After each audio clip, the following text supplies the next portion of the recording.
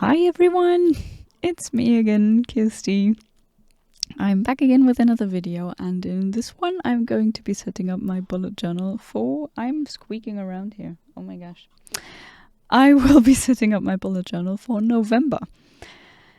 Now, I did something different for this setup in that I always made all of that stuff that is pretty boring to watch me set up with a little snap or a clicking of my fingers, so that whenever I set up just the basic lines or grids or anything, you don't have to watch me do that, but we can actually focus on what I will be drawing, because the focus of this month was definitely on my paintings.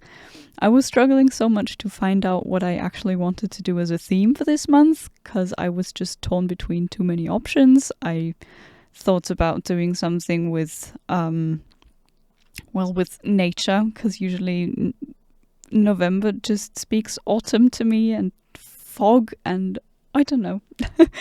I had many different things in mind, but nothing very specific, and then I finally decided to do a lake theme.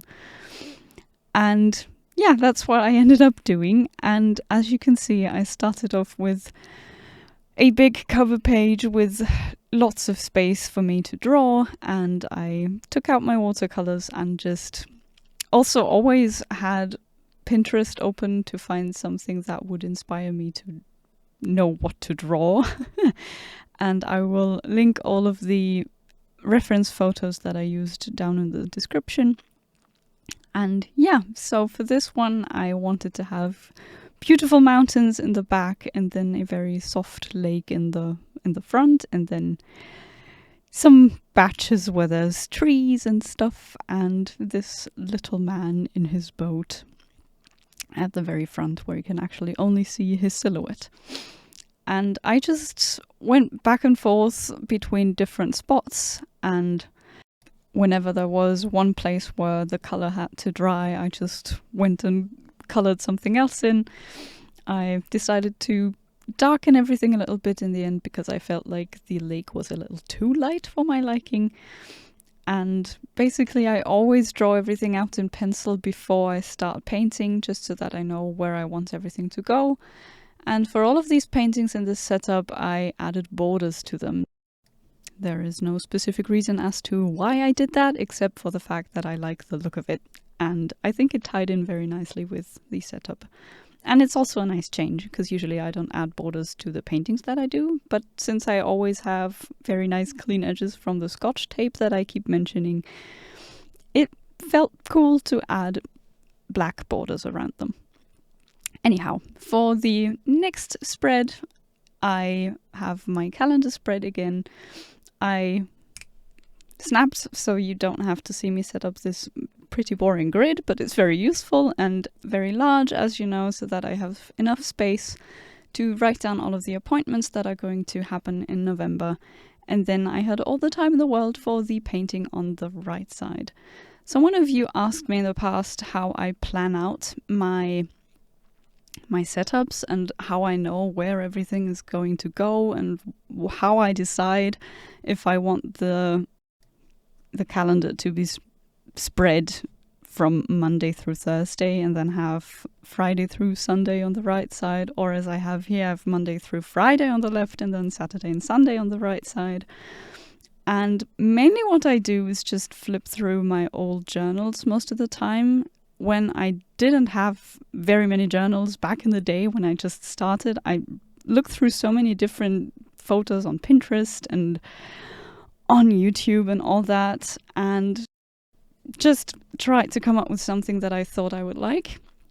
But now I'm in a place where I know what I really enjoy and what works for me, and I just like to be inspired by what I've done in the past. And I knew for this setup that I wanted to do paintings that are on a larger scale, if that makes any sense, so that it's actually complete boxes full of paint. And for those, I thought it would be really nice to have enough space on the right side for this spread in particular, so that it doesn't look very pushed to the very side of the page. I hope that makes sense, but as I said, most of the time I really like to go back in my journal and just see what I liked and if there's anything that I would like to switch up. And if I have some sort of, if I have a more concrete idea about what I want to do, then it's pretty easy to know where I want everything to go. I hope that makes sense. For this painting, I wanted everything to be a little more misty and maybe magical, you could say. So I added this little mist in the middle that I actually left out and just used my brush and tapped along with the very light color that was still left over on my brush. So it looks like there's a very soft gradient to where the mist would go. And then it was really fun to be like Bob Ross and just add huge grass right in the foreground. For my next spread, I'm doing my habits, sleep and mood trackers as always. And planning wise, I always know that my sleep and mood tracker basically take up the whole right page. So any paintings have to go to the very left. And I moved all of my little calendar, my little calendars for my habits tracker to the very right of the left side so that I had a column left of space on the left. And I used that space to start drawing some more lakes. For that one, I don't know why. Probably because I'm Austrian and I do miss the mountains many times of the year now that I live in Germany. I went back to drawing mountains in the back. Big surprise. But it's just those kinds of lakes that look the most beautiful in my opinion. So, and they also make for a very nice backdrop. So I drew mountains in the back and then a beautiful lake in the front and drew a little pier, I guess is what you would call it, in the front. And just as I did for all of the other paintings, I just went back and forth in different places. So wherever there was a little spot that was dry enough so that I could paint on top of it again, I would go ahead and draw there and then wait for that to dry while I would go somewhere else and add several layers to that specific spot. And basically with watercolors, it's just so nice to sit down and slowly see a piece come together. And you always need multiple layers for watercolors most of the time, just because they dry lighter than they look when they are wet.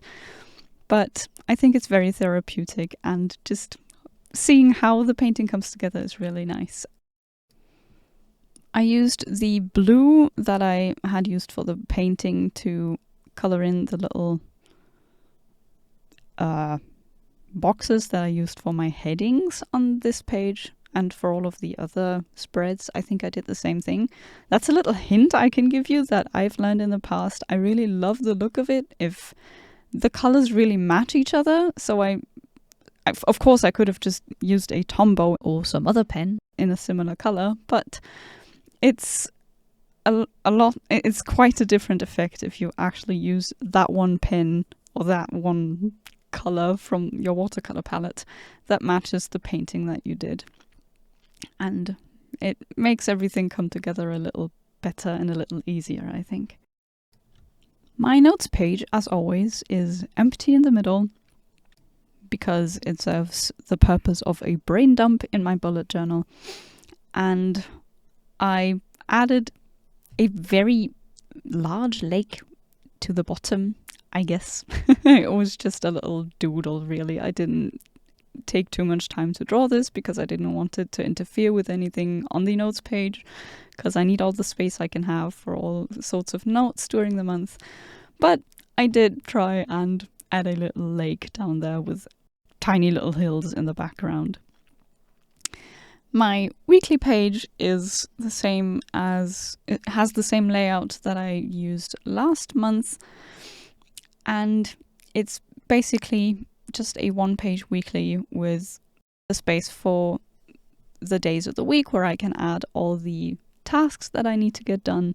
On the left side, there's a little mini calendar and 2 sections for things I need to get done at some point during the week and at some point during the next week that I just don't want to miss out on and that I want to remember for next week, but I don't have that weekly set up yet. So that's a space where I can keep track of what I need to remember the week after that. And then there's this tiny little painting at the bottom where I again added mountains to the back of my little lake. And I don't know why something didn't work out with this little bunch of trees. I first thought it would be a cool idea to make them very colorful and autumnal, but in the end I thought it was too colorful, and then I went on top of it again, and then it just ended up being a huge blob, and I'm not entirely happy with how that blob turned out.